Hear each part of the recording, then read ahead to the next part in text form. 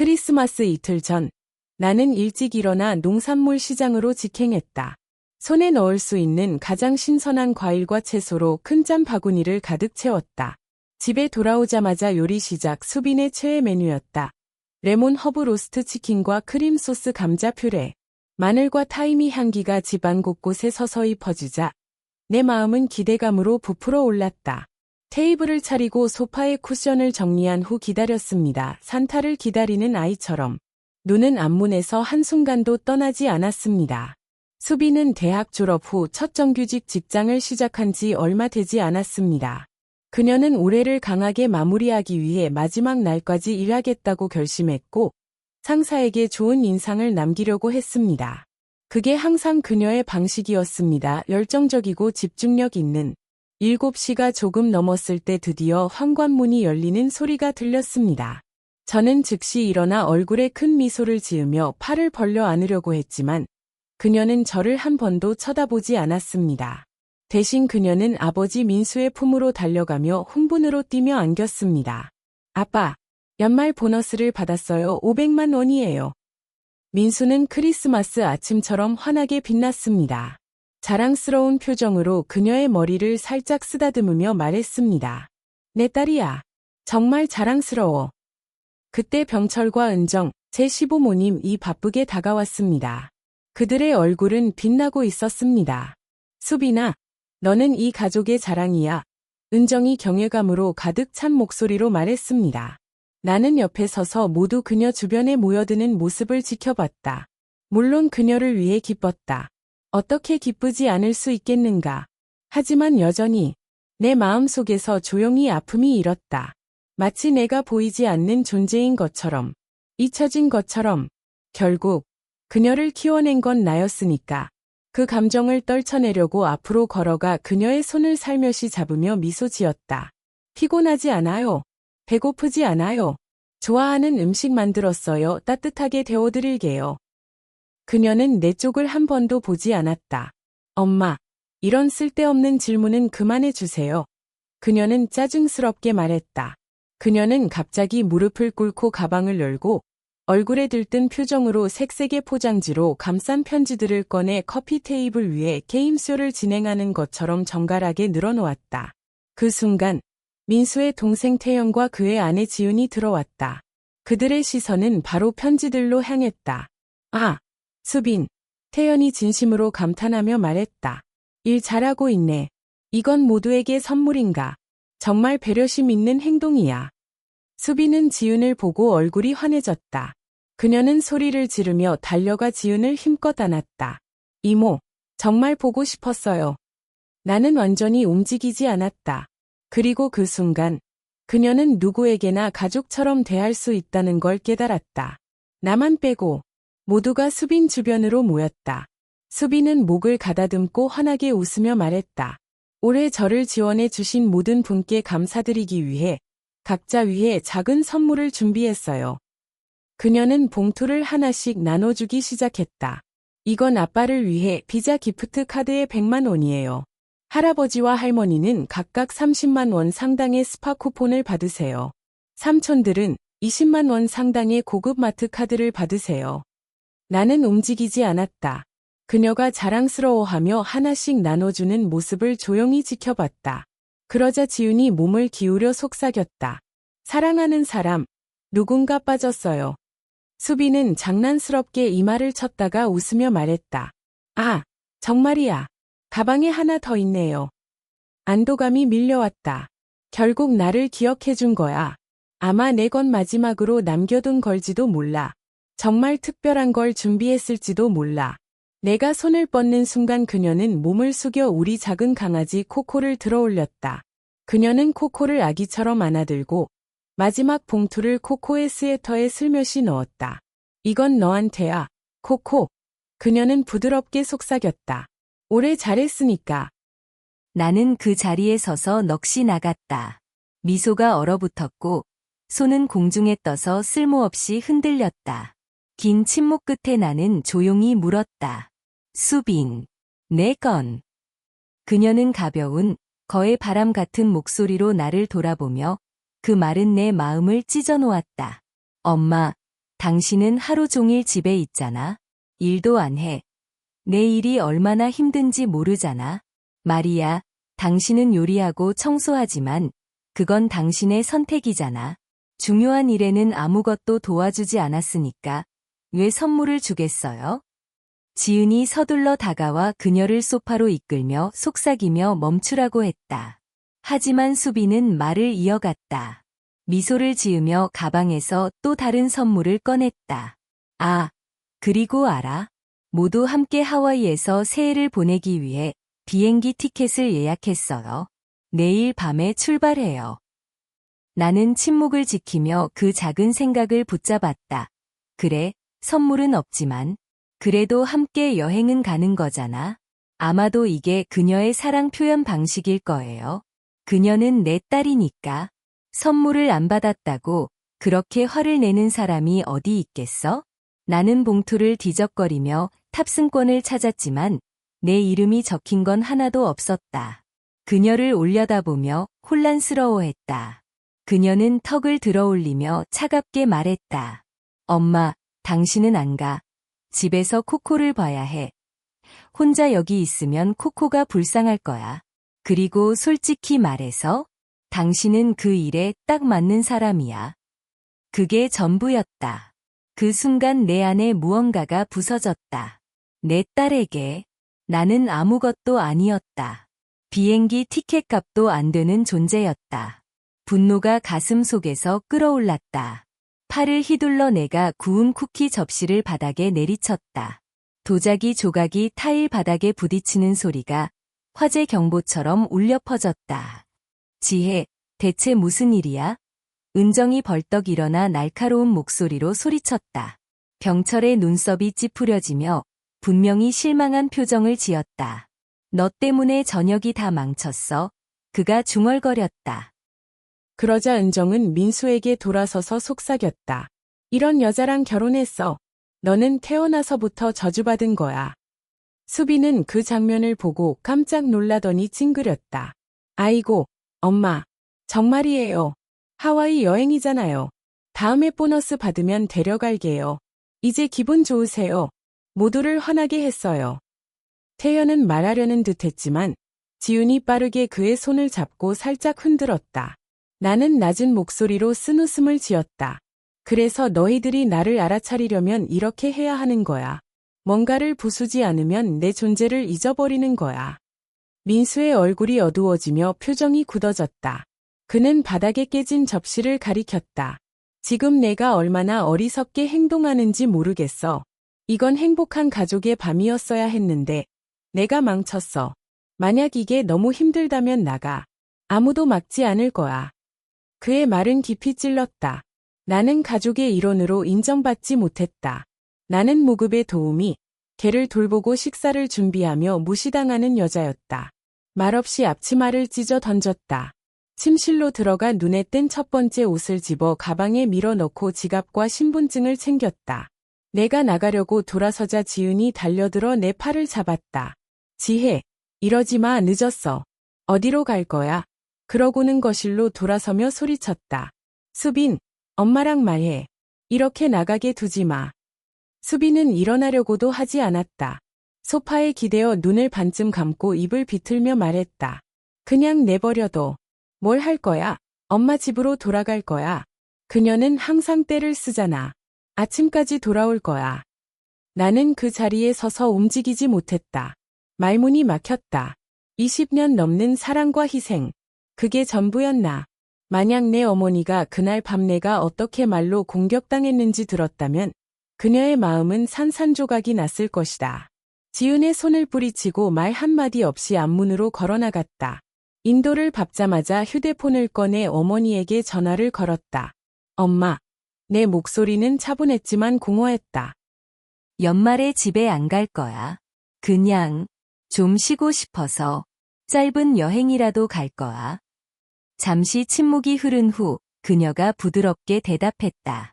그건 좋은 생각인 것 같아. 사랑하는 아들아. 환경을 바꾸는 게 도움이 될 거야. 다만 안전하게 지내겠다고 약속해줘. 잠시 후 그녀가 덧붙였다. 내가 옛집을 팔려고 생각하고 있다고 말했지? 이제 다 됐어. 매매가 완료됐고 돈도 들어왔어. 조금 보내줄게. 그녀는 내 목소리에 긴장감을 느꼈지만 질문하지 않았다. 그녀는 결코 나를 압박하지 않았다. 그녀는 항상 그랬듯이 조용한 힘과 변함없는 사랑으로 나를 지지해 주었다. 엄마, 내가 속삭였다. 나는 괜찮아요. 지금 당장은 아무것도 필요 없어요. 하지만 고마워요. 만약 필요하면 알려드릴게요. 정말 항상 곁에 있어줘서 고마워요.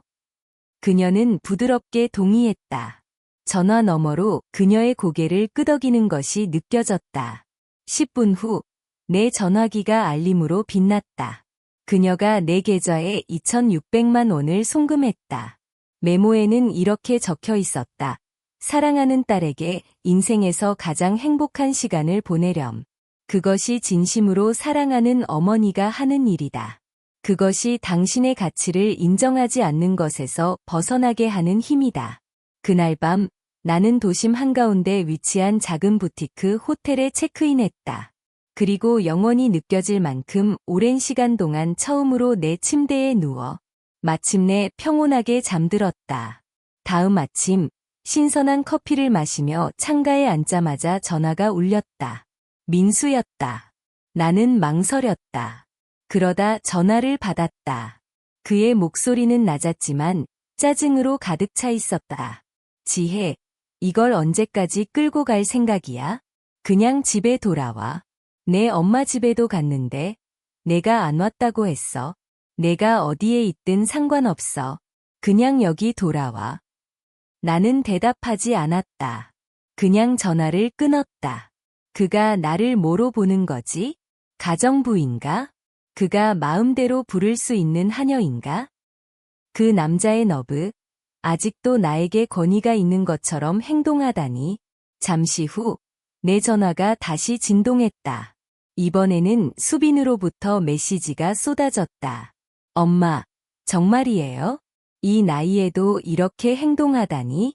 주목받으려고 연락을 끄는 거야? 얼마나 미성숙한 거야? 오늘 밤 하와이로 떠나요. 만약 돌아오지 않으면 코코를 누가 돌볼 거야? 그녀에게 무슨 일이 생기면 절대 용서하지 않을 거야. 나는 그녀의 메시지를 바라보며 입술이 쓴 미소를 지었다. 이게 내 딸이었어. 내가 모든 사랑을 쏟아부어 키운 딸이 나에게 이렇게 말하는 거야. 한때 그녀는 내 모든 것이었어. 이제 나는 단지 서비스일 뿐. 임무, 의무. 눈물이 다시 차올랐지만 이번에는 흘러내리게 내버려뒀다. 그리고 조용히 다짐했다. 이것이 마지막일 거라고. 그녀가 어릴 적 따뜻함과 놀라움으로 가득 찬 모습을 떠올렸다. 그녀는 작은 팔로 내 목을 감싸고 속삭였다. 엄마, 당신은 세상에서 가장 멋진 엄마예요. 커서 엄마에게 가장 예쁜 드레스를 사줄 거예요. 그녀가 내 무릎에 안겨서 부드럽고 웃음 가득한 모습을 아직도 기억한다. 하지만 초등학교를 졸업한 후부터 뭔가 변하기 시작했다. 그녀의 집중력이 흐트러지기 시작했고 성적도 떨어지기 시작했다. 민수는 그녀가 집에서 더 많은 지원을 필요로 한다고 주장하며 내 직장을 그만두라고 압박했다. 망설임 없이 사표를 제출했다. 그렇게 나는 전업주부가 되었고 모든 개인적 야망을 접고 그녀를 우선으로 삼았다. 하지만 수빈이 자랄수록 그녀는 점점 더 멀어져 갔어요. 그녀가 분노로 가득 차서 현관문을 박차고 들어온 나를 절대 잊지 못할 거예요. 학부모 회의에 오지 마. 모두가 당신이 그냥 주부라는 걸 알고 있어. 부끄러워. 당신은 미적분이나 진짜 도움이 되는 걸 가르쳐 줄 수 없잖아. 왜 거기 있는 거야? 돈도 안 벌고 아빠랑만 싸우기 바쁘잖아. 나는 그녀가 아직 어리다고 계속 스스로에게 말했습니다. 언젠가 그녀가 이해할 거라고. 그래서 기다렸습니다. 고등학교를 지나 대학을 지나 성인이 되면 내 희생이 무엇을 의미했는지 좀 에야 깨달을 거라고 희망했습니다. 하지만 이게 내가 받은 보답이었습니다. 20년간에 보이지 않는 침묵의 헌신. 그리고 이제 나는 거의 알아볼 수 없는 딸을 바라보고 있었습니다. 그 새해 전날 아침, 그녀는 마지막으로 텍스트를 보냈다. 잘했어. 너는 모든 사람의 계획을 망쳤어. 우리는 정오에 비행기를 타러 갈 거야. 돌아오려고 생각도 하지 마. 그때까지 집에 없으면 더 이상 내 엄마로 기대하지 마. 완벽해. 솔직히 말해서 나도 이미 그녀의 엄마로 사는 걸 그만두려고 했으니까. 이메일을 열고 민수에게 비밀리에 준비해온 최종 이혼 서류를 보냈다. 메시지 본문은 짧았다. 즉시 서명해 주세요. 거부하면 법원에 소송을 제기할 것입니다. 그 후 휴대폰을 끄고 가방을 챙겨 공항 터미널로 직행했다. 그리고 그 순간 나는 아이슬란드 얼음과 고요함의 땅으로 향하는 비행기에 올랐다. 성인으로서의 삶에서 처음으로 정말로 맑은 정신으로 떠나는 휴가였다. 민수가 이혼 서류를 받자마자 그는 충격에 휩싸였다. 그는 계속해서 전화를 걸었지만 모든 전화는 음성 메일 상태로 넘어갔다. 연결된 번호는 현재 사용 중입니다. 그는 거실을 왔다 갔다 하며 분노로 턱을 꽉 다물었다. 수비는 전혀 신경 쓰지 않는 듯했다. 그녀는 그의 어깨를 다독이며 모든 것을 통제하고 있는 듯한 표정으로 말했다. 아빠, 스트레스 받지 마. 이건 그녀가 우리를 죄책감으로 굴복시키려는 수작이야. 완전한 조작 전략이지. 집에서 한 발자국도 안 나간 주부인데 정말로 이혼을 진행할 거라고 생각해요. 굴복하지 말자. 그녀가 좀 더 고민하게 두자. 그게 그녀에게 누가 진짜로 권력을 가지고 있는지 가르쳐 줄 거야. 방 건너편에서 민수의 부모님도 고개를 끄덕였다. 그녀는 너무 버릇이 나빠졌어. 은정이 중얼거렸다. 이혼, 병철이 비웃었다. 너 없이 그녀가 어떤 삶을 살 거라고 생각하는 거야. 그렇게 말하며 그들은 모두 가방을 끌고 공항으로 향했다. 마치 아무 일도 없었던 것처럼 휴가를 시작하려는 듯했다. 그날 저녁, 수비는 호텔 레스토랑에서 찍은 사진을 올렸다.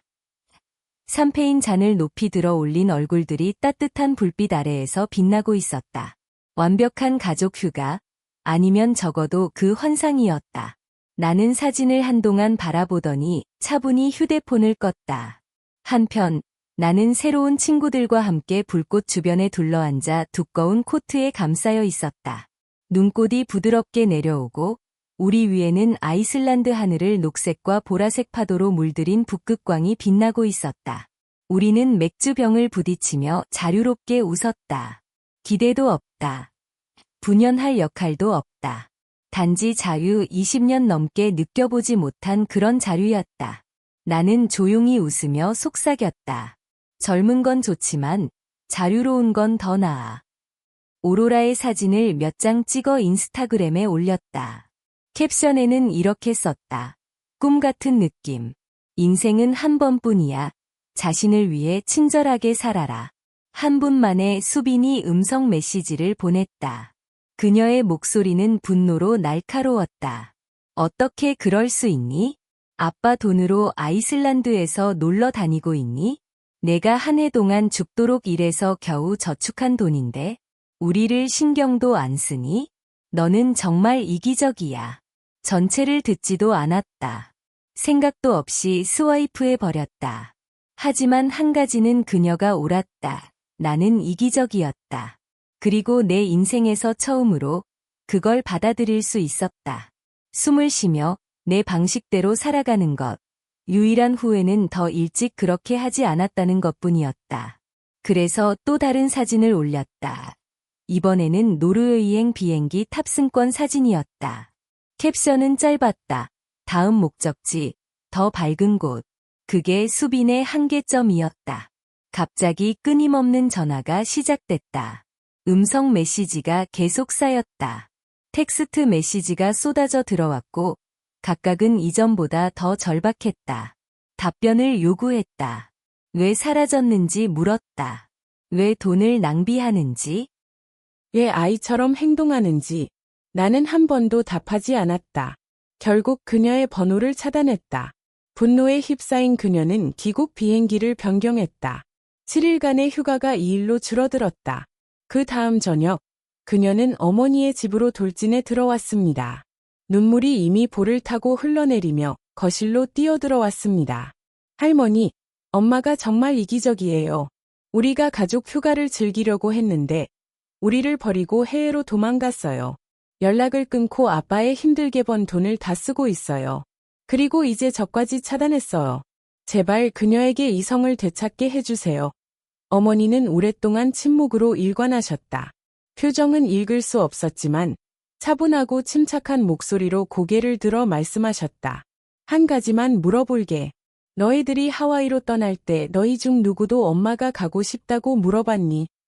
수비는 얼어붙었다. 입이 살짝 열렸지만 아무 소리도 나지 않았다.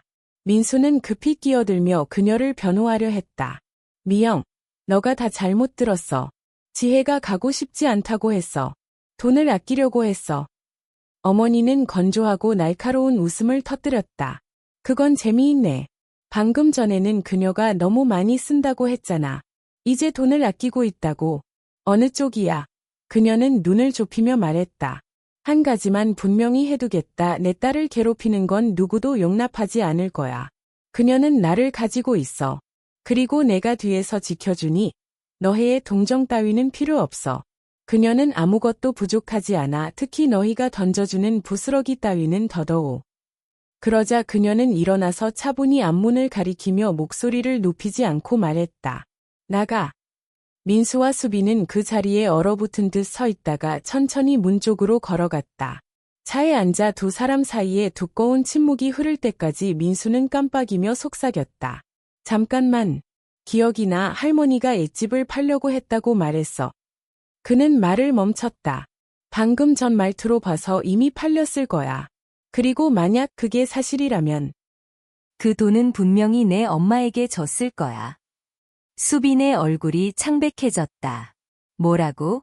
그녀는 숨을 헐떡이며 말했다. 할머니가 집을 팔았다고? 그 집은 엄청난 재산인데. 그녀는 날카롭게 숨을 들이켰다. 그래서 이혼을 신청한 거야. 그 돈을 가지고 사라지려는 거지. 이걸 막아야 해. 그 돈을 되찾아야 해. 그날부터 수비는 변했다. 내가 떠나기 전에 본 그 자만감 넘치고 자신감 넘치는 소녀는 사라졌다.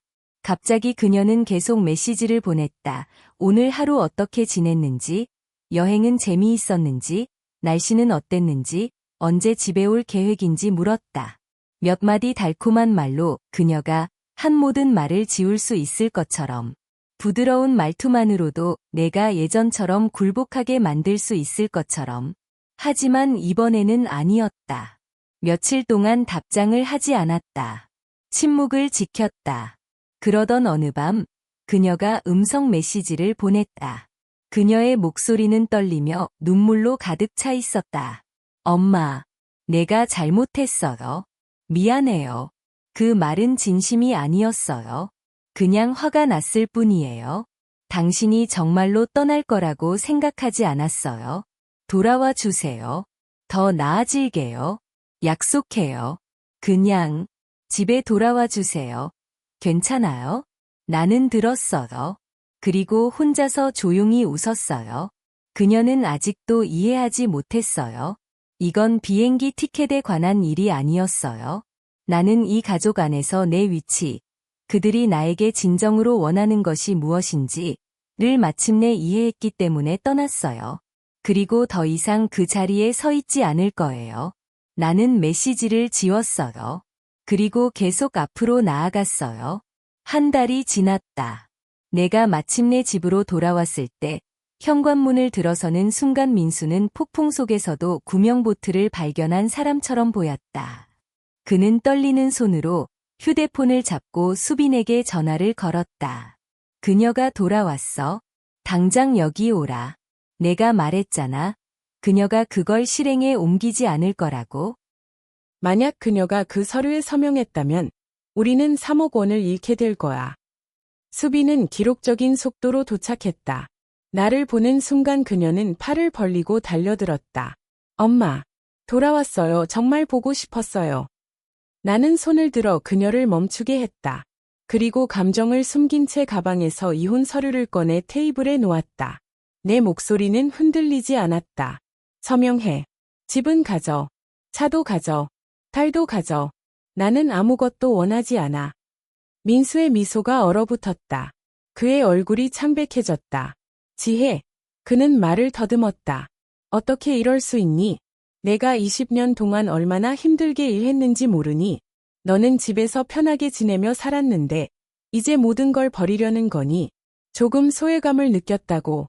그게 우리 결혼을 파괴할 만큼 중요한 거니? 나는 자리를 지키며 그를 노려보았다. 그러고는 서류들을 탁자에 내리치며 소리가 방 안에 울려 퍼졌다. 주부로 사는 게 쉽다고 생각하나? 수빈이 이렇게 된 게 우연이라고 생각하나? 내가 내 직장을 그만두게 해서 그녀를 키우게 했잖아. 그리고 매년 그녀 앞에서 나를 깎아내렸어. 항상 내가 월급을 받지 못했다고 상기시켰지. 내 부모님은 기회가 있을 때마다 나를 조롱했어. 그런데 너는 단 한 번도 나서지 않았어. 나는 수빈을 가리켰다. 그녀가 나를 존중하지 않는 건, 그녀가 들은 건 모두 내가 그냥 기생충 같은 인간이라는 말뿐이었기 때문이야. 민수의 표정이 분노로 일그러지며 목소리가 높아졌다. 솔직히 말해. 내 엄마가 돈을 벌지 않았다면 이 모든 일이 일어나지 않았을 거야. 그게 진짜 이유 아니야. 그녀가 내 반란을 후원하지 않았다면 내가 떠나려는 용기를 내지 못했을 거야. 그 말에 수빈 후회하는 척하던 그녀는 갑자기 폭발했다. 그녀의 눈이 번쩍였다. 목소리가 날카로워졌다. 지금 진심이야. 돈이 생겼다고 우리를 쓰레기처럼 대할 수 있다고 생각하나? 내가 어떻게 행동했는지 생각해봤어. 나는 그녀를 차갑고 차분한 눈으로 바라보았다. 수빈, 나는 진심으로 내가 언젠가 스스로 생각할 수 있기를 희망해. 아버지가 말하는 걸 그대로 반복하는 대신 나는 내게 모든 걸 주었어. 내가 자신의 어머니를 얕보는 사람으로 키우려고 한 게 아니야. 그녀는 말을 하려고 입을 열었지만 단 한마디도 나오지 않았다. 나는 두 사람을 향해 돌아서서 차분하고 단호한 목소리로 말했다. 서명하지 않으면 법원에 가져갈 거야. 어떤 경우든 준비됐어. 그리고 그 말과 함께 나는 돌아서서 현관문을 열고 걸어 나갔다. 뒤를 돌아보지 않았다. 단 한 번도. 그 순간 나는 더 이상 부엌에 묶인 여자가 아니라는 걸 알았다. 나는 자유로웠다. 그리고 결코 뒤를 돌아볼 계획은 없었다. 다음 날 아침, 민수와 수빈이 어머니 집 문 앞에 나타났다. 어머니가 나중에 그 이야기를 해주셨다. 그 아침, 문이 울렸고 역시나 그들이 다시 나타났다. 같은 얼굴, 같은 톤, 단지 장소만 달랐을 뿐이었다. 어제 내 앞에서 상처받은 피해자 역할을 했던 그들이 오늘은 어머니 문 앞에 서서 내 주변을 슬쩍슬쩍 둘러보며 정보를 얻으려 했다. 아버지와 딸, 정말 닮았다. 정말 멋진 팀이네. 어머니는 그들을 들어오지 못하게 했다. 그녀는 문턱에 서서 방금 닦은 세라믹 커피 잔을 현관 옆 작은 탁자에 놓았다. 차분하고 침착하게 그녀는 말했다. 그녀는 잘 지내고 있어요. 감정적 협박을 받는 걸 그만두었으니까요. 수빈은 순간 얼어붙더니 고통보다 더 보이는 강요된 미소를 지었다. 할머니, 우리는 그녀가 무모한 일을 할까봐 걱정이에요. 알다시피 그녀의 재정 문제 때문이에요. 민수는 빠르게 끼어들었다. 네, 미영, 그게 전부예요. 우리는 가족의 재산을 지키려고 하는 거예요. 그녀는 지금 단순히 감정이 과도할 뿐이에요. 제 어머니는 조용히 미소 지었지만 그 미소는 누구도 받고 싶지 않은 종류의 미소였다. 그래서 진짜로 여기 온 거죠. 그녀는 부드러운 목소리지만 강철 같은 어조로 말했다. 그분이 돈으로 뭘 하는지 알고 싶으신 거죠. 둘은 상황을 되돌리려 했지만 그녀는 허용하지 않았다. 이미 변호사와 이야기했어요. 지혜는 자신의 결정을 내리는 성인 여성이에요. 만약 두 분 중 한 분이라도 저에게서 뭔가를 빼내려고 한다면 시간 낭비하지 마세요. 그러더니 마치 생각난 듯이 하지만 모든 말이 망치로 내리치는 듯한 그녀는 덧붙였다. 그녀를 아직도 약한 주부처럼 대하지 마세요. 그녀는 이제 자신을 보호하는 방법을 알고 있어요. 법적으로요. 문은 세게 닫히지 않았지만 마지막으로 의도적으로 클릭하는 소리와 함께 닫혔다. 그날 오후 나는 엄마의 서재에 몇 시간 동안 앉아 있었다. 변호사로부터 서류 한 무더기가 보내져 왔다. 신탁 구조, 자산 신고서, 은행 기록. 그들은 책상 위에 펼쳐져 있었고 나는 그들을 오랫동안 멍하니 바라보았다.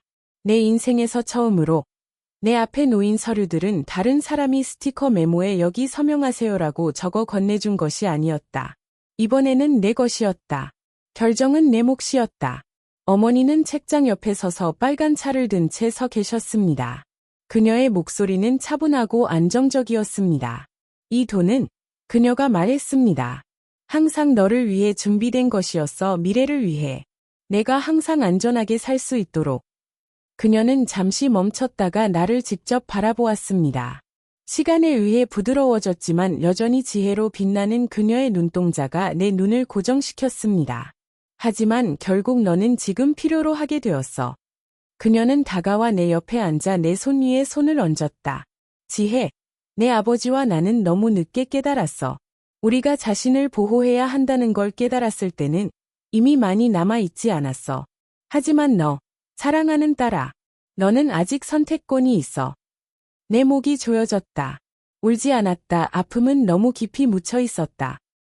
하지만 내 손은 흔들리지 않고 펜을 집었다.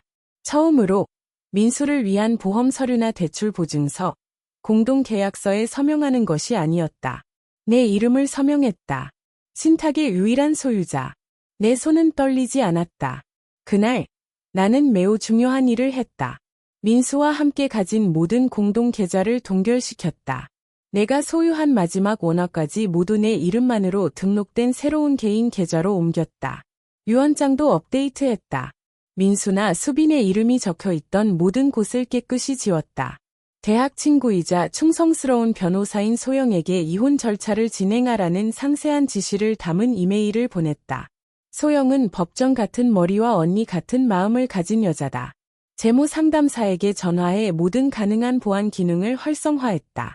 내 직접적인 승인 없이는 아무것도 움직이지 않을 것이다. 재정 조치를 취한 지 일주일 후 수빈이 다시 연락해 왔습니다. 이번에는 음성 메시지였습니다. 그녀의 톤은 가벼웠고 아무 일도 없었던 것처럼 들렸습니다. 엄마, 정말 대단해요. 아이슬란드와 노르웨이 혼자서 갔어요. 아름다웠어요. 다음에는 더 먼 곳으로 함께 가면 좋겠어요. 저는 답장하지 않았습니다. 하루 후 또 다른 메시지가 왔습니다. 이번에는 그렇게 달콤하지 않았습니다. 그녀의 목소리는 긴장된 듯했고 깨지기 쉬운 듯했습니다. 엄마, 최근에 일이 잘 안 됐어요. 회사에서 구조조정이 있었어요. 혹시 집에 돌아가서 당신과 함께 좀 머물 수 있을까요? 그래도 나는 아무 말도 하지 않았다. 그녀가 얼마나 오래 그 척을 계속할 수 있을지 보고 싶었다. 그로부터 이틀 후 그녀는 신용카드 한도 초과 화면에 스크린샷을 보냈다. 아래에 적힌 글은 카드 한도가 다 찼어요. 정말 그렇게 많이 쓰지 않았으면 좋았을 텐데. 엄마, 보고 싶어요였다. 그 메시지는 거의 웃음이 터질 뻔했다. 보고 싶다고. 내 돈을 보고 싶다는 건가? 눈물 어린 사과, 갑작스러운 마음 변화 모두 같은 시나리오의 일부였다. 그리고 나는 드디어 그 대사를 외웠다. 만약 내가 조금이라도 굴복한다면 다음에 무엇이 올지 알고 있었다. 드라마, 연기, 같은 방랑녀 연기, 악어의 눈물, 용서를 구하는 절박한 호소가 이어질 거였다.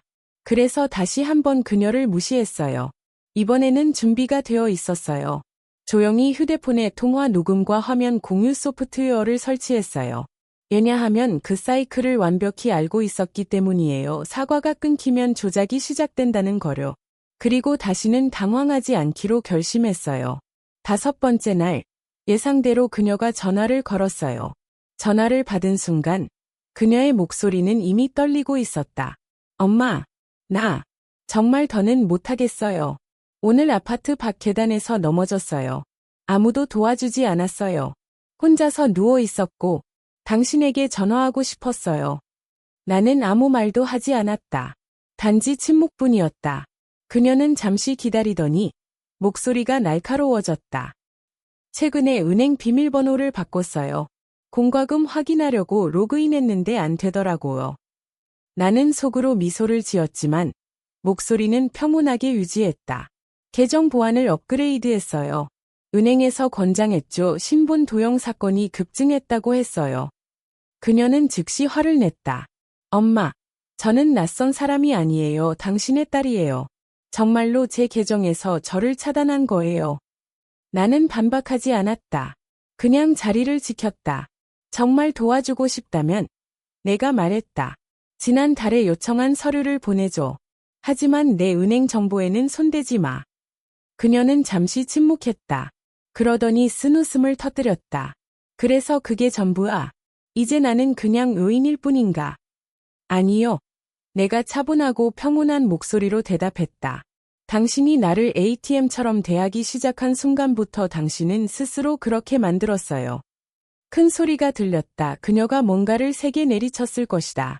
아마도 전화기일 것이다. 그때 모든 것이 쏟아져 나왔다. 댐이 터진 것처럼. 이제 내가 그렇게 고상해졌다고 생각하나. 그 신탁 기금은 내 것만은 아니야. 내가 아빠의 돈으로 평생 살았으면서 이혼했다고 해서 모든 걸 독차지하려고 하는 거야. 그것이었다. 그녀는 용서를 구하는 게 아니었다. 상속을 노리고 있었다. 통제를, 우위를. 나는 화면을 터치해 녹음 오버레이를 활성화했다. 내 목소리는 흔들리지 않았다. 모든 말이 정확히 나왔다. 수빈, 이 통화 내용이 녹음되고 있다는 걸 알고 있죠. 이 녹음 파일을 제 법률팀에 전달해 제 연락 금지 요청을 지원할 것입니다. 침묵. 그리고 그녀는 깨달았다. 그녀의 침착함이 무너졌다. 나는 그 소리를 들을 수 있었다. 그녀는 가슴에서 우러나오는 깊은 울음소리를 내며 울기 시작했다. 이제는 더 이상 못하겠어요. 어떻게 그렇게 무심할 수 있죠? 내가 열이 나서 밤새도록 침대 곁에 앉아 있었을 때를 기억하지 않아요? 그건 당신에게 아무 의미도 없나요? 나는 숨을 골랐다. 천천히, 안정되게, 기억해. 나는 부드럽게 말했다. 그날 밤 물 한 모금도 마시지 않았다는 걸 기억해. 내가 깨어나서 내가 거기 없으면 어쩌나 두려웠어. 내가 6살 때 나에게 집을 사주겠다고 말한 걸 기억해. 10살 때 하와이에 데려가겠다고 약속한 것도. 나는 잠시 멈췄다. 하지만 내가 전업주부라는 걸 부끄러워했던 것도 기억해요. 학교 행사에 오지 말라고 했던 것도. 내가 무용지물이라고, 돈을 벌지 못한다고, 당신의 존중을 받을 자격이 없다고 말했던 것도요. 그녀는 전화기 너머로 소리쳤다. 그래서 그 때문에 나를 끊는 거야? 한 번의 싸움 때문에 모든 걸 버리려는 거야? 내 목소리는 속삭임으로 낮아졌다. 차갑고 분명하게, 아니요. 내가 당신을 끊는 건 당신이 내 사랑을 무기로 사용했기 때문이에요. 당신은 애정을 협상 도구로 바꿨어요. 수빈, 미성숙함은 용서할 수 있지만 감정적 협박은 용납하지 않을 거예요. 그 후 전화를 끊었어요. 그녀의 연락처 프로필을 열고 모든 플랫폼에서 차단한 후 설정을 잠그어 그녀가 다시 추가할 수 없게 만들었어요. 이별의 말도 후회도 없었어요. 그날 저녁 냉장고를 열자 전날 만든 절인 오이가 보였다. 그녀를 위해 만들었다. 만약 그녀가 마지막으로 문을 두드리며 사과할 경우를 대비해서 지금 나는 항아리를 들어 쓰레기통으로 걸어가서 던졌다. 더 이상 아무것도 지키지 않았다. 희망조차도. 다음 아침 커피를 따르던 중 소영, 제 변호사가 전화를 걸어왔습니다. 지혜, 당신의 남편이 움직였습니다. 설명할 필요 없었어요. 이미 알고 있었으니까. 민수가 청원을 제출했습니다. 당신의 신탁 재산 일부를 요구하고 있습니다. 그녀는 망설이다가 덧붙였다. 결혼 중 어머니가 자금을 이체했기 때문에 결혼 재산으로 간주되어야 한다고 주장하고 있습니다. 나는 짧은, 건조한 웃음을 내뱉었다. 물론 그가 그랬을 거야. 그가 그렇게까지 할 거라는 건 당연했어. 하지만 현실은 이렇다. 어머니의 돈은 내가 주부로 살던 시절에 온 게 아니야. 결혼 선물로 포장되어 온 것도 공동 퇴직 계획의 일부로 온 것도 아니야. 그녀는 2달 전에 이체했어. 내가 집을 나와 민수와 이혼한 후에 우리의 공동 생활을 위한 선물로 온 게 아니에요. 제 인생을 위한 생명선이었어요. 제 인생의 씨앗이었어요. 거래 내역에는 설명란에 짧은 메시지가 있었습니다. 제 딸의 인생을 위해. 그녀의 자신의 인생을 위해. 그건 깨끗했어요. 시기가 정확했어요. 문서화되어 있었어요. 그런데 이제 민수는 그걸 왜곡하려 했어요. 이혼 서류를 아직 서명하지 않았다는 이유로 시간선을 흐리게 만들고 법적 주장을 붙이려 했어요. 저는 반박하지 않았습니다. 그의 변호사가 제출한 이른바 증거 자료를 넘겨봤습니다. 믿기 어려웠습니다. 두꺼운 피부라는 표현은 이 상황을 설명하기에 부족했습니다. 청구서 한 부분에는 자금이 청구인의 시어머니로부터 나왔지만 이체는 법적 결혼 기간 중에 이루어졌다고 기재되어 있었습니다. 청구서는 따라서 양 당사자는 이론적으로 접근 권한과 공유 권리를 가졌다고 명시했습니다. 그리고 마지막으로 대담한 한 줄을 추가했습니다. 이 자금이 가족과 우리 딸의 미래를 위해 사용되는 데 대해 이의가 없습니다. 아, 그래서 이게 전부였군요. 공정함이나 법적 문제와는 무관했습니다. 통제권을 유지하려는 것 아니면 다음 자기 발견, 리트리트 비용을 마련하려는 것일 수도 있겠죠. 소영과 저는 바로 행동에 나섰습니다. 모든 관련 문서를 제출했습니다. 자금 이체 날짜는 제가 민수로부터 이사하고 공식적으로 이혼한 지 정확히 2주 후였습니다. 자금이 입금된 계좌는 제 이름만으로 개설된 신규 개인 계좌였습니다. 민수는 해당 계좌에 접근 권한이 전혀 없었고, 더 중요한 것은 그 존재조차 몰랐습니다. 하지만 가장 중요한 증거는 어머니가 돈을 송금한 날 받은 문자 메시지입니다. 아직도 제 전화기에 저장되어 있습니다. 내용은 이랬습니다. 그에게 단 한 푼도 주지 마. 이건 내 인생에서 처음으로 자신에게 돈을 쓰는 거야. 이것은 돈에 관한 것이 아니었습니다. 민수가 보여준 진정한 두려움에 관한 것이었습니다. 결혼을 잃는 두려움이 아니라 저와 재정적 통제권을 잃는 두려움. 재판날, 민수는 결혼 기간 동안 수십 번 입었던 같은 회색 정장을 입고 나타났습니다. 그 정장은 그가 저와 결혼할 때 입었던 옷이었고, 이제 그는 그 옷을 입고 남은 것을 뺏어 가기 위해 왔습니다. 저와 마주서서 그는 최대한 이성적으로 들리려고 노력했습니다. 우리의 결혼 재산에 대한 명확한 입장을 원합니다. 우리는 딸을 지원할 의무가 있습니다. 소영은 일어나 차분히 파일을 열었습니다. 그녀의 목소리는 부드럽고 자신감 넘쳤습니다. 첫째, 그녀는 말문을 열었습니다. 이 자금은 지혜 미첼의 어머니가 그녀에게만 지정해 준 개인적 선물입니다. 둘째, 이 자금은 법적 분리 후 이체되었습니다. 민수 미첼은 이 과정에 전혀 관여하지 않았으며 사전에 알지도 못했습니다. 셋째, 민수 미첼은 무단 대출과 이체 등 결혼 생활의 재정적 신뢰를 심각하게 위반한 다수의 재정적 부정 행위를 저질렀습니다. 그녀는 증거를 테이블 위로 밀어냈다. 송금 화면 캡처, 첨부된 메시지, 정확한 날짜, 그리고 아마도 가장 만족스러운 것, 민수가 과거에 내가 세세한 내용을 읽지 않을 거라고 생각하며 서명하도록 강요했던 대출 계약서 사본. 민수가 테이블 건너편에서 날카로운 숨을 삼키는 소리가 들렸다. 그는 이걸 예상하지 못했습니다. 그는 내가 기록을 보관할 거라고 생각하지 않았습니다. 그가 한때 내 앞에서 흔들던 작은 종이 조각들이 법정 증거로 제출될 거라고는 상상도 못했을 것입니다. 판사 40대 초반의 날카롭고 단호한 여성, 인상 깊지 않았습니다. 그녀는 파일을 넘겨보더니 우리를 돌아보며 한 문장으로 판결을 내렸습니다. 이 자금은 지혜 미첼의 어머니가 이혼 후 개인적으로 선물한 것이 명백합니다. 미첼 씨는 이에 대한 법적 권리가 없습니다. 그녀는 전문직의 품위와 함께 판결을 내렸지만 메시지는 명확했다. 민수, 내 돈에 손대지 마. 법원 밖에서 소영은 계단에 서서 민수가 당황한 변호사와 다투는 모습을 지켜보며 나에게 커피를 건넸다. 그녀는 미소 지으며 말했습니다. 그가 진짜로 두려워하는 게 뭔지 알아? 나는 커피를 한 모금 마시고 고개를 기울였습니다. 말해줘. 그는 가난해지는 걸 두려워하는 게 아니야. 그녀가 말했습니다. 그는 내가 가난해지지 않을 거라는 걸 두려워하는 거야. 그는 이제 내가 그의 허락 없이 돈을 쓸 수 있다는 사실에 공포를 느끼고 있어. 나는 속으로 웃었다. 아니야. 그가 진짜로 두려워하는 건 이혼이 아니야. 그가 두려워하는 건 내가 떠나서 그 없이도 잘 지내고 있다는 사실이야. 나는 손에 든 법원 명령서를 내려다보았다. 위쪽에 굵은 글자로 쓰여 있었다. 이혼 청구서 공식 접수.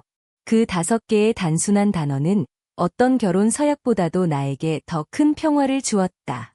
그리고 그 후 나는 집으로 돌아가지 않았다. 바로는 아니었다. 대신 마을 도서관으로 가서 자원봉사 신청서를 작성했다. 그것은 항상 내 꿈의 직업이었다. 사람들을 돕고 작은 일상 문제를 해결하며 인생을 바꿀 수 있는 책을 추천하는 것. 몇 년 전 민수가 그 아이디어를 듣고 웃었던 것이 떠올랐다. 그게 뭘 벌겠어? 수빈과 함께 집에 있는 게 나을 거야. 그래서 그 꿈을 포기했다. 하지만 지금은 나 자신만을 위해 살아간다. 그리고 한때 상상했던 삶을 시도할 때가 되었다고 결심했다. 3일 후, 나는 큰 창문 옆 자원봉사 데스크 뒤에 서서 첫 번째 방문객을 맞이했다. 그녀는 사회보장 신청서를 인쇄하는데 도움을 필요로 하는 노인이었다. 저는 그녀를 단계별로 안내했습니다. 정보 사이트를 탐색하고 사기 전화 피하는 방법을 보여주며 약물 상호작용 목록을 인쇄하는 데 도움을 주었습니다. 그녀가 떠나기 전 그녀는 제 손을 살짝 잡으며 말했습니다. 당신은 제 딸보다 더 인내심이 있네요. 저는 미소 지었습니다. 저는 아무 말도 하지 않았습니다. 그 말을 몇 년 전에 들은 적이 있었지만 그때는 그 말이 정말로 의미가 없었습니다. 제 가족 중 누구도 그 말을 믿지 않았습니다. 이번에는 달랐습니다. 이번에는 제가 제 조건대로 그 말을 얻었습니다. 나중에 집으로 걸어가던 중 메인 스트리트의 작은 공원 벤치에 멈춰 섰습니다. 지팡이를 짚은 노인이 지나가다 제 손에 든 점심 용기를 발견했습니다. 혼자 드시나요? 그녀가 물었다. 나는 고개를 끄덕였다. 그녀도 고개를 끄덕였다. 저도요. 60세에 이혼했어요. 20년 동안 혼자 살며 혼자 식사해 왔어요. 그리고 식사요. 점점 더 맛있어져요. 나는 참을 수 없이 웃었다. 그때는 무서웠지 않았어요? 내가 물었다. 그녀는 내 눈을 똑바로 바라보며 그 미소는 강철처럼 단단했다. 물론 무서웠죠. 하지만 남자에게 고용된 일꾼처럼 대하는 사람과 사는 것보다 낫죠. 그녀의 이름을 몰랐다. 그녀도 내 이야기를 몰랐다. 하지만 한동안 우리는 그곳에 앉아 있었다. 같은 햇빛 아래서 녹아내리는 2개의 낡은 철 조각처럼. 그날 밤, 민수로부터 이메일이 왔다. 단 한 줄이었다. 수빈이 무너지고 있어요. 그녀는 당신의 이혼이 그녀를 감정적으로 망치고 있다고 말해요. 답장하지 않았다. 첨부 파일을 열지도 않았다. 그가 무엇을 시도하는지 이미 알고 있었다. 나를 죄책감으로 다시 제자리로 끌어들이려는 것. 하지만 중요한 것을 배웠다. 모든 아이가 용서의 권리를 얻는 것은 아니다. 민수가 소셜미디어에서 사라진 날, 그가 마침내 진실을 받아들였다는 걸 알았다. 그는 졌다는 걸. 하지만 그가 예상하지 못한 건 그 이후로 더 많은 상실이 기다리고 있었다는 거였다. 그의 세심하게 관리된 온라인 인격이 사라지자 교회에서의 예의 바른 인사도 멈췄다. 이웃들의 따뜻한 고개 숙임, 사라졌다. 미소도 사라졌다. 그런 종류의 인정은 종이처럼 얇다. 한 번의 바람에도 흩어진다. 그 다음 그의 건강이 그를 따라잡기 시작했습니다. 수년간 무시해온 허리 통증이 더 이상 참을 수 없게 되었습니다. 그를 위해 더 나은 식사를 하라고 상기시켜주거나 약을 재충전해줄 사람은 아무도 남아있지 않았습니다. 결국 그는 회사 이사회에서 조용히 해임되었습니다. 공식적인 이유는 그의 개인 신용에 대한 우려였습니다. 결국 수년간 나를 보증인으로 등록하고 개인과 사업 자금을 혼합한 것은 그가 안정된 가정, 충성스러운 아내라는 이미지를 유지할 때만 통했던 것이었습니다. 법원은 그걸 믿지 않았습니다.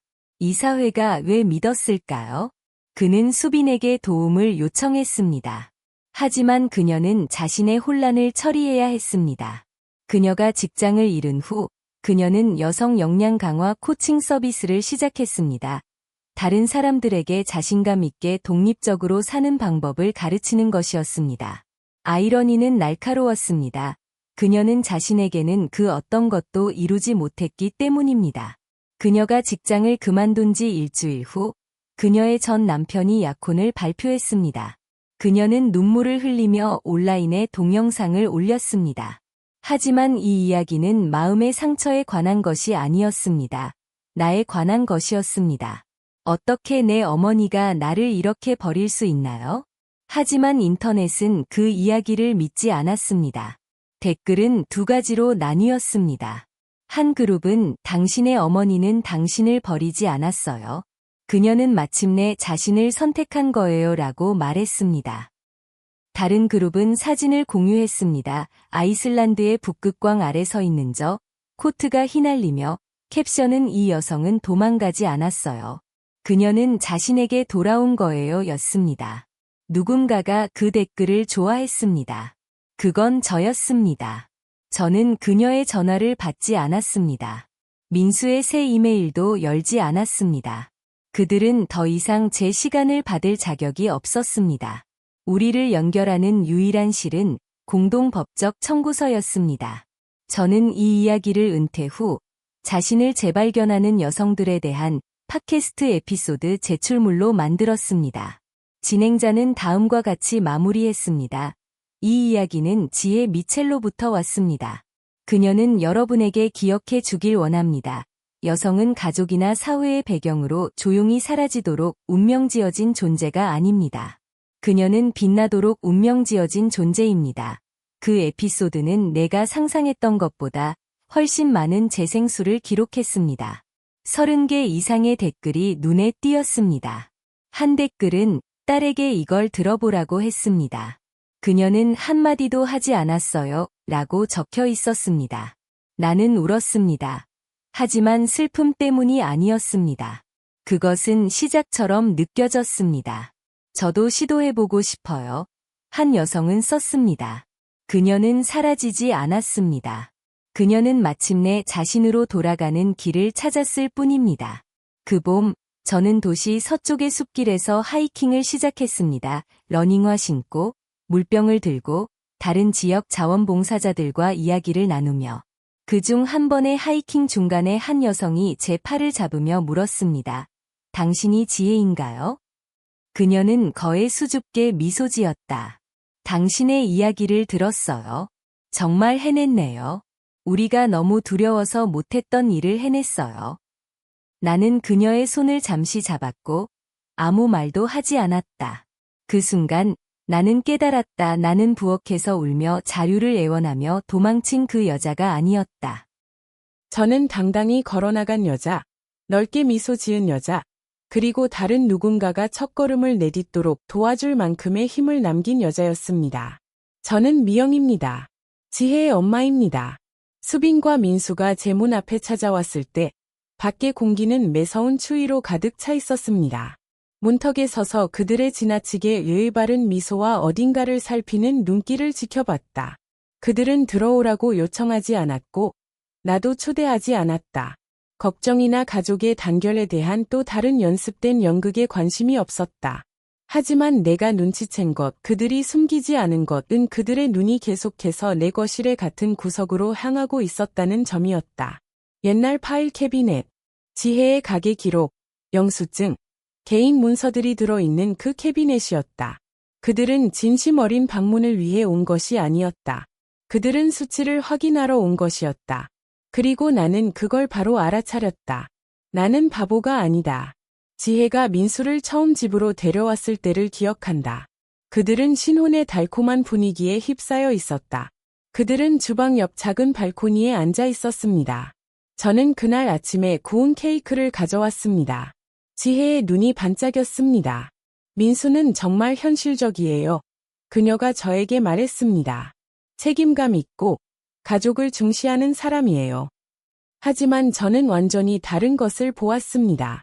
민수는 지혜에게 많이 웃었습니다. 하지만 저에게는 그렇지 않았습니다. 그는 애에 바랐습니다. 매끄러웠죠. 하지만 진심이 아니었습니다. 저녁 식사 때 그는 자신의 꿈, 야망, 장시간 일하는 것에 대해 이야기했습니다. 하지만 책임에 대해 단 한 번도 언급하지 않았습니다. 지혜에게 무엇을 줄 것인지에 대해 단 한 번도 말하지 않았습니다. 그가 이미 그녀가 알고 있는 것들만 말했습니다. 그녀는 유연해요. 그가 말했습니다. 그녀는 나를 이해해요. 그것은 칭찬으로 들렸지만 저는 그 말 사이에서 진실을 들었습니다. 그녀는 다루기 쉬운 여자야. 그때는 그녀에게 관심을 보였죠. 하지만 그건 더 이상한 연기처럼 느껴졌어요. 저에게는 접시를 치울 때조차 눈길도 주지 않았고 제대로 된 감사 인사도 없었어요. 그때 저는 깨달았어요. 이 남자는 제 딸의 회사를 즐기거나 심지어 그녀를 돌볼 수도 있을 거예요. 하지만 그녀를 존중하지 않았어요. 그리고 그녀의 가족을 존중하지 않았다는 건 확실했어요. 그래도 저는 침묵을 지켰어요. 왜냐하면 그 선택은 제 것이 아니었기 때문이에요. 그녀가 그 길을 가는 것을 막는 것은 제 일이 아니었어요. 제 일은 그녀가 선택한 길이 험해질 경우 돌아갈 수 있는 길을 항상 확보하는 것이었어요. 안전한 착륙 장소요. 그래서 저는 기다렸어요. 그리고 지켜봤어요. 저는 그녀가 모든 것을 견디는 것을 보았습니다. 조용히, 흔들리지 않게. 그녀가 실망감을 삼키는 것을 보았습니다. 저녁 식사 때 아무도 그녀의 의견을 묻지 않을 때, 그녀가 노력한 것을 아무도 알아주지 않을 때, 그녀가 조용히 앉아 있는 것을 보았습니다. 저는 그녀가 제가 너무 잘 아는 결혼의 한 형태를 살아가는 것을 보았습니다. 그리고 이제, 수년이 지난 후, 저는 그녀의 어깨에 제가 한때 지고 있던 같은 피로함을 보입니다. 하지만 이번에는 결말은 다를 것입니다. 왜냐하면 이번에는 저는 단순히 구석에서 차를 따르고 린넨 나프킨을 다리는 여자가 아니기 때문입니다. 저는 문턱에 서서 그녀를 단순히 빼앗을 대상으로만 본 사람들이 들어오지 못하게 막는 사람입니다. 지혜가 결혼했을 때 저는 그녀에게 드레스와 결혼 반지를 직접 주었습니다. 그녀는 베일을 쓴 채 눈물을 흘리며 제 손을 잡고 속삭였습니다. 엄마, 저는 좋은 삶을 살 거예요. 저도 울었습니다. 하지만 그녀가 떠나는 것 때문이 아니었습니다. 저는 깊은 곳에서 이미 들었기 때문입니다. 그녀는 고통을 겪을 거예요. 지금이 아니라. 하지만 결국에는 민수와 함께 살기 시작했을 때 저는 가끔 들르겠다고 제안했습니다. 식사나 아기 돌보는 걸 도와주겠다고요? 수빈이 막 태어났을 때 지혜는 지쳐서 말을 제대로 마치기도 전에 잠들곤 했습니다. 민수는 표면상으로는 예의 바랐지만 항상 날카로운 기운이 있었습니다. 마치 환영받지 못한 손님처럼 느껴졌죠. 어느 저녁 식사 때 나는 수빈의 기침이 밤에 따뜻한 찜질을 하면 더 빨리 나을 수도 있을 거예요 라고 말했다. 민수는 눈도 안 들어올리며 차갑게 말했다. 그건 반복되는 거야. 항상 나아지니까 신경 쓰지 마. 또 다른 때 지혜는 다시 파트타임 일을 하자는 아이디어를 꺼냈다. 그녀가 말을 마치기도 전에 민수가 끼어들며 내 몸은 예전 같지 않아. 집에서 쉬는 게 나을 거야 라고 말했습니다. 그리고 저녁 식사 중 그가 농담처럼 말했습니다. 미영이 아기 돌보는 걸 돕는 게 자연스러운 거 아니야? 그녀는 일도 없잖아. 그는 그 말이 해롭지 않다고 생각하며 웃었습니다. 하지만 내게는 그 말들이 벽돌처럼 내려앉았다. 나는 아무 말도 하지 않았다. 왜냐하면 내가 보고 있는 것이 무엇인지 알았기 때문이다. 실수한 남자가 아니었다. 하지만 통제를 어떻게 행사해야 하는지 정확히 아는 남자였다. 절대 잊지 못할 순간 주방에서 설거지를 하고 있을 때 작은 수빈이 울며 달려들어 초콜릿을 달라고 애원했다. 나는 부드럽게 말했다. 저녁 먹고 나서 사랑하는 아이야. 그녀는 발을 구르며 소리쳤다. 왜 내 말을 들어야 해?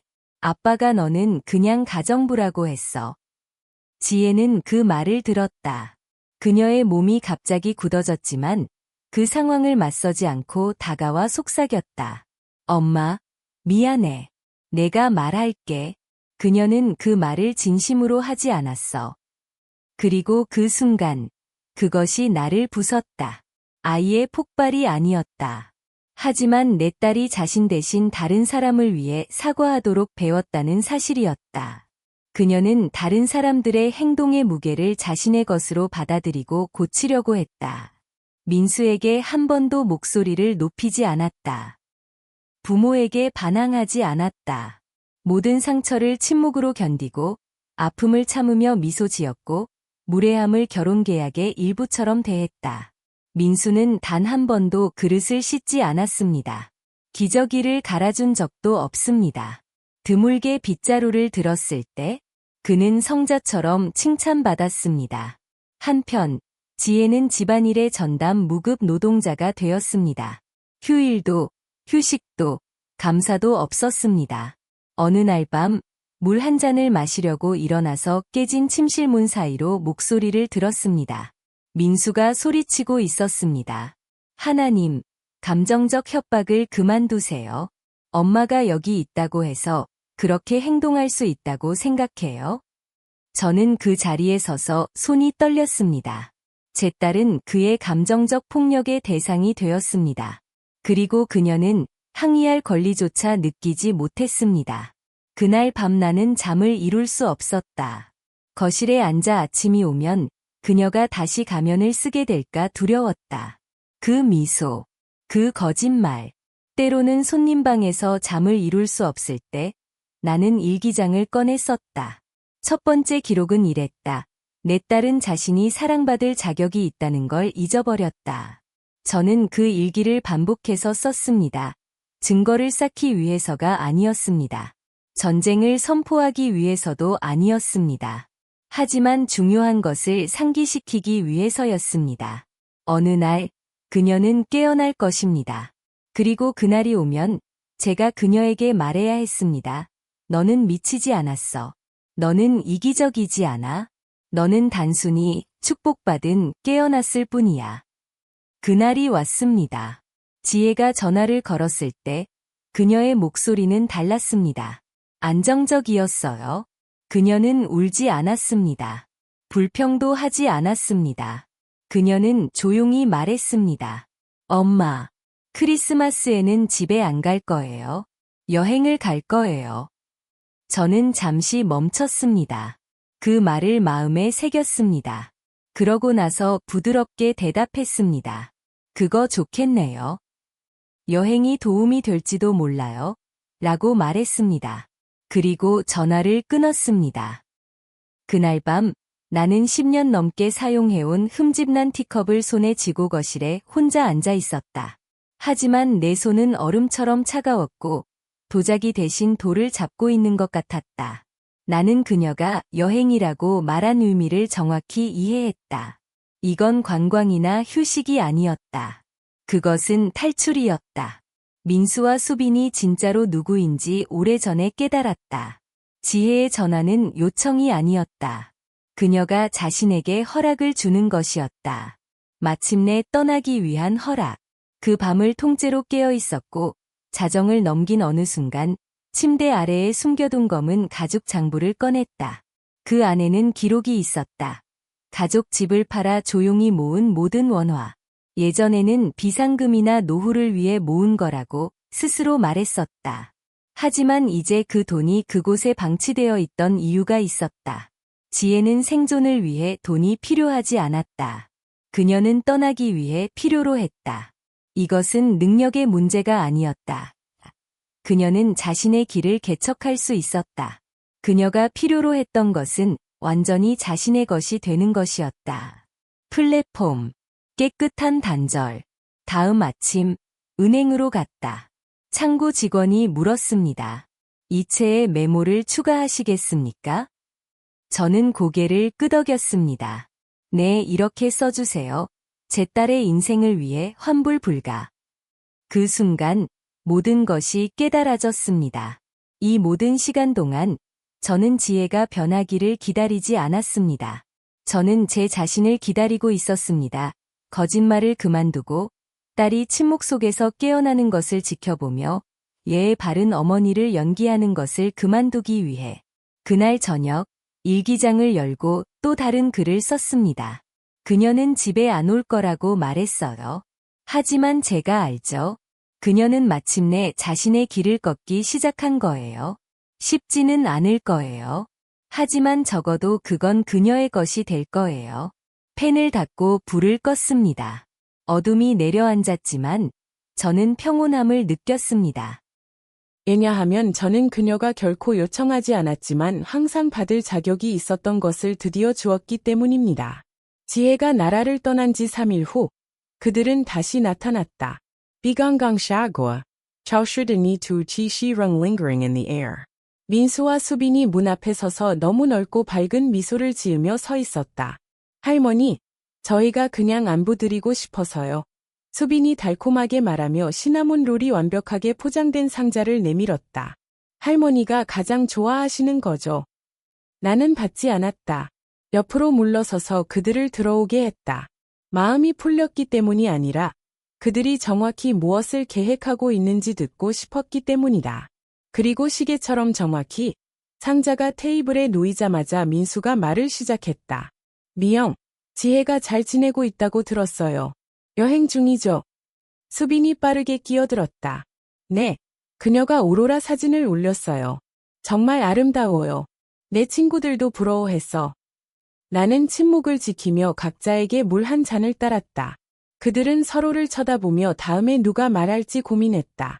마지막으로 민수가 목을 가다듬었다. 최근에 집을 팔았다고 들었어. 그가 말했다. 그리고, 지혜가 그 돈을 받았대. 나는 컵을 내려놓고 그를 똑바로 바라보았다. 누가 그걸 알려줬어? 민수는 어색하게 웃었다. 아, 구체적인 건 아니에요. 그냥 들은 말이에요. 지혜가 혼자 관리하느라 힘들 거라고 생각해서. 만약 뭐요? 내가 말을 끊었다. 수빈은 아는 척하며 몸을 기울였다. 만약 우리가 도와줄 수 있을지도 몰라요. 우리는 점고, 투자도 이해해요. 그녀가 더 잘 관리할 수 있도록 도와줄 수 있을 거예요.